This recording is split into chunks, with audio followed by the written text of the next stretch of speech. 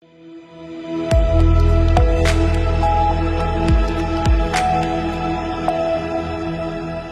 मैं आस्था पांडे और आप देख रहे हैं सी न्यूज भारत और रुक करेंगे एक खास खबर की ओर। झारखंड के पतरातू स्थित एलेक्सा रिजॉर्ट में भारतीय श्रमजीवी पत्रकार संघ की 12वीं राष्ट्रीय कार्यकारिणी बैठक का भव्य आयोजन किया गया। इस कार्यक्रम में देश के विभिन्न राज्यों के साथ साथ नेपाल से आए पत्रकारों की भी गरिमामय उपस्थिति रही, जिससे ये सम्मेलन राष्ट्रीय स्वरूप में बदल गया। कार्यक्रम में मुख्य अतिथि के रूप में हजारीबाग सांसद मनीष जायसवाल शामिल हुए। उन्होंने पत्रकारों की समस्याओं को गंभीरता से सुनते हुए आश्वासन दिया कि रेलवे में रियासत, रोड टोल में छूट, पत्रकार सुरक्षा कानून और स्वास्थ्य बीमा जैसी 4 प्रमुख मांगों को सरकार तक पहुंचाया जाएगा। उन्होंने कहा कि पत्रकार समाज की वास्तविक स्थिति को सामने लाते हैं और झारखंड में खनिज चोरी जैसे मुद्दों को उजागर करने में मीडिया की अहम भूमिका रही है। बड़कागांव विधायक रोशन लाल चौधरी ने कहा कि पत्रकारिता लोकतंत्र का आधार स्तंभ है और इसके बिना लोकतंत्र की कल्पना नहीं की जा सकती। उन्होंने आयोजन के लिए पत्रकारों को बधाई दी। कार्यक्रम की अध्यक्षता बीएसपीएस के राष्ट्रीय अध्यक्ष अशोक पांडे ने की, जबकि संचालन महामंत्री नवीन आनंद जोशी और राष्ट्रीय सचिव चंदन मिश्रा ने किया। संगठन के संस्थापक शाहनवाज हसन ने अतिथियों का स्वागत किया और संगठन की उपलब्धियों पर प्रकाश भी डाला। बैठक में डहता चौथा स्तंभ और दम तोड़ता लोकतंत्र विषय पर गंभीर चर्चा हुई, जिसमें पत्रकारिता की मौजूदा चुनौतियों और सुधार की आवश्यकता पर जोर दिया गया। आपके नजरों से ही जनता सरकार के काम को या किसी भी चीज के आकलन को जो करती है, उसमें आपका भूमिका सबसे ज्यादा रहता है। अगर आप डेली किसी के बारे में अगर कोई बहुत अच्छा काम करे और आप उसके बारे में अगर नहीं बताइए तो शायद नहीं कुछ कर रहा हो तो भी अगर आप उसको थोड़ा दिखाते रहिए, प्रोजेक्ट करते रहिए तो भी लोगों को ये मानने पर बाध्यता रहती है कि भाई अच्छा काम हो रहा है। आपका रोल बड़ा महत्वपूर्ण है और पब्लिक के साथ अगर आप देखेंगे बहुत सारे ऐसे मुद्दे हैं जनता के जो आप अगर उजागर ना करें तो शायद कोई भी फोरम से ये उजागर नहीं हो सकता है, पॉलिटिकली नहीं हो सकता। आज हम भी आपके बीच खड़े हैं तो निश्चित रूप से आपके पत्रकारिता चौथे स्तंभ की ही देन है। चाहे कोई भी हो, विधायिका या कोई भी नेता हो या न्यायपालिका हो या कोई, आप उसके दर्पण है। सब कुछ आप ही के बदौलत होता है। अभी विषय प्रवेश में विस्तार पूर्वक बताया गया। निश्चित रूप से जब से हम पत्रकारिता या बचपन से देखते आए हैं, बहुत से पत्रकारिता में हमारे नजदीकी दोस्त रहे हैं। आज से 30 साल 40 साल पहले कुछ और था और आज का दौर कुछ और है। निश्चित रूप से हम आपसे भी चाहेंगे कि लोकतंत्र पत्रकारिता के बिना, चौथे स्तंभ के बिना, उसकी हम कल्पना नहीं कर सकते। आज लोकतंत्र जिंदा है तो आपके बदौलत और चौथे स्तंभ के बदौलत। और विश्व में सबसे बड़ा लोकतंत्र और अच्छा लोकतंत्र कह सकते हैं, वैसे देश के हम नागरिक हैं और वैसे देश के आप पत्रकार हैं। तो आप और हम अपने आप को गौरवान्वित भी महसूस करते हैं, क्योंकि सभी लोग हमसे भी अच्छा लिखते हैं, बोलते हैं। भाषण देने का समय नहीं है, लेकिन हम आपको हमारे शब्द, क्योंकि आज यहाँ कार्यक्रम हो रहा है, मेरा विधानसभा है और आप यहाँ आए हैं देश के विभिन्न राज्यों से, साथ ही नेपाल के भी पत्रकार अध्यक्ष आए हैं। उनका सभी का हम अपने इस विधानसभा के जहां हम लोग कार्यक्रम कर रहे हैं, ये झारखंड ही नहीं पूरे देश का बहुत ही सुंदर और आकर्षक पर्यटक स्थल है। ऐसे जगह में कार्यक्रम हो रहा है। हम आपको बहुत बहुत धन्यवाद देते हैं, इसलिए आभार व्यक्त करते हैं। सबको धन्यवाद। जय हिंद, जय भारत। और बड़ी हम सबका और बीएसपीएस का भी सौभाग्य है। आप जानते हैं भारतवर्ष में पूरे विश्व की बात कर लें, ब्रह्मांड की बात कर लें तो 12 ज्योतिर्लिंग हैं और हम हिंदुस्तान के सारे ज्योतिर्लिंग घूम आए, लेकिन पशुपतिनाथ न जाए तो पूरा नहीं माना जाता। तो बड़ा सौभाग्य है कि पशुपतिनाथ वाले भी आज हमारे बीच हैं।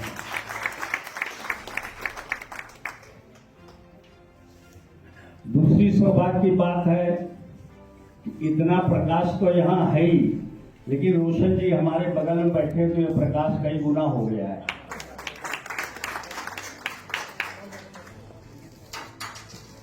सभी राज्यों से आए सभी साथियों का मन से वंदन है। बड़ी समस्याएं हैं पत्रकारिता के सामने और टॉपिक भी सलमान भाई ने ठीक ही रखा है कि जो हमारा संकट है उसी के कारण शायद लोकतंत्र पे भी संकट है। अभी विधायक जी ने कहा कि भाई हम तो दुनिया के सबसे बड़े लोकतंत्र हैं, और वास्तव में ये सच है कि जो भारतवर्ष का जो ज्ञात इतिहास है, ज्ञात इतिहास की बात कर रहा हूं, जो लिखा हुआ है उसको 10,000 साल हो गए, और जो नहीं लिखा हुआ उसको करोड़ों साल हो गए। तो हमारे यहाँ तो लोकतंत्र की और पत्रकारिता की ऐसी परंपरा है, ऐसा चोली दामन का साथ है। जैसे महाराज दशरथ का नाम सबने सुना होगा, वो तो पिछले 2014 से उनके पुत्र के नाम पे ही इस देश में सब कुछ हो रहा। तो दशरथ जैसा चक्रवर्ती सम्राट जिसे किसी से कुछ पूछने की जरूरत नहीं है, तो वो सभा बुलाता जैसे हम लोगों ने आपको बुलाया, और वो महाराज दशरथ कहते हैं कि जो पंच ही मत लागे लीगा। स्वामी जी बैठे हुए हैं। ए भैया पीछे जाइए। कि अगर पंचों को की सहमति हो तो मैं राम को युवराज बना दूं। इससे बड़ा डेमोक्रेसी का उदाहरण कोई नहीं होता।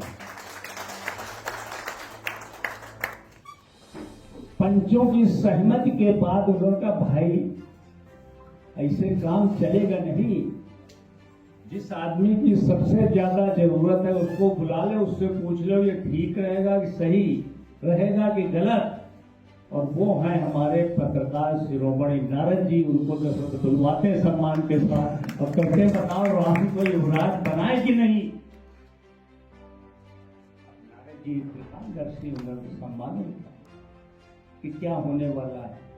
तो मैं ये कह रहा हूं, दूसरा पूरे संसार में, अब हम ब्रह्मांड की बात न करें तो संसार की बात करें, विज्ञान बहुत आगे है। तो सबसे प्राचीन ग्रंथ है वेद हमारे, न उसके पहले बाइबल लिखी गई, न उसके पहले कुरान लिखी गई, वेद लिखे गए। और हमारे वेदों में चारों वेदों को अलग अलग उसमें बांट के, किसी में विज्ञान है, किसी में धर्म है, किसी में, एक वेद में पत्रकारिता का भी उल्लेख है। उस समय ये शब्द नहीं रहा होगा तो सारे देवता कहते हैं कि अग्निदेव को कि भाई तुम अकेले ऐसे हो कि तुम्हारा ताप पूरे संसार में महसूस किया जाता है, तो तुम कवि के रूप में हो। ऋग्वेद में साफ साफ लिखा, स्वामी जी बताएंगे। और वो कवि जो है उस समय का पत्रकार है, वो अग्नि का ताप, उनका पूरे ब्रह्मांड में उसका ताप। आपको थोड़ी देर जो पंचतत्व हैं उनका कुछ आभास जो है हवा जैसे चल तो नहीं, लेकिन आपको लग नहीं, लेकिन कहीं आग लग जाए तो आप 10-20 फीट दूर खड़े हो गए तो भी आपको तपिश महसूस होगी। तो पत्रकारिता भाई, अभी हमारे जो साथियों ने कहा, मैं सबका उनकी शंका को कम से कम दूरी कर दूं। जैसे लातेहार से सुरेंद्र गुप्ता जी ने, अगर जिनका नाम लूंगा तो खड़े हो जाएंगे, बाकी लोग भी देख लेंगे। सुरेंद्र गुप्ता जी, आपने कहा कि भाई पत्रकारिता में जो दलाली और चमचागिरी है ना, निजी जो मतभेद हैं उनके कारण बहुत नुकसान हो। मैं आपकी बात से पूरी तरह सहमत हूं, लेकिन बड़े अफसोस की बात है कि दलाल और चमचे हम खुद बन रहे हैं, कोई बना नहीं रहा है।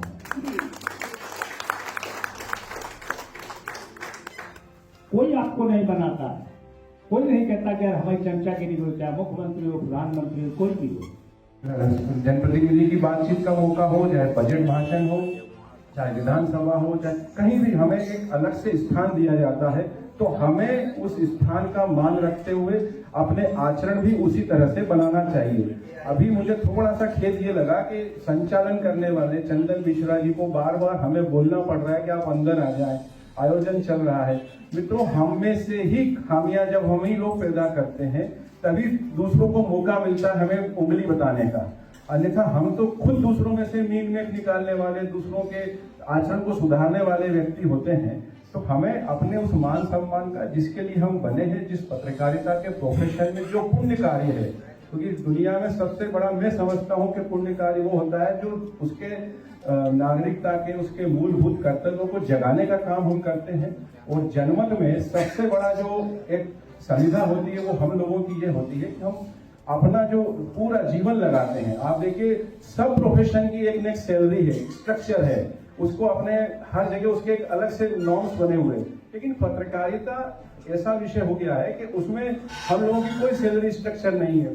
40 वर्षों से अधिक हमारे अशोक पांडे जी ने पत्रकारिता की, वो जानते हैं बेहतर तरीके से कि औद्योगिक घरानों में पत्रकारिता कैसे की जाती है, समाज में कितने संकट होते हैं। आप सब लोग भी आज पत्रकारिता के विभिन्न पहलुओं पे काम कर रहे हैं, चाहे वो प्रिंट हो, वेब हो, इलेक्ट्रॉनिक हो, डिजिटल हो।